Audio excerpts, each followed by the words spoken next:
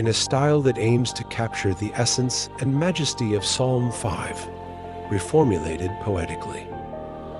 Listen to my words, O Lord, understand my heart's quiet plea. Hear my cry for help, my King and God. To thee alone I flee at dawn. My voice you'll hear, my prayers set before you.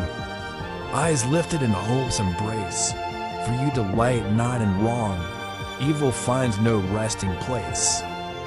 The boastful cannot stand before your eyes. You loathe all who spread lies. The bloodthirsty and deceitful, Lord, you despise. Yet through your great love, I enter your house. I bow down in your holy temple, wise. Lead me, O Lord, in your righteousness. Make your way clear before my face, for nothing true can be found in their words.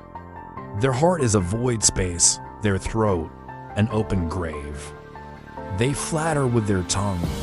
Declare them guilty, O God. Let their own plots bring them undone. Refuge in you rejoice.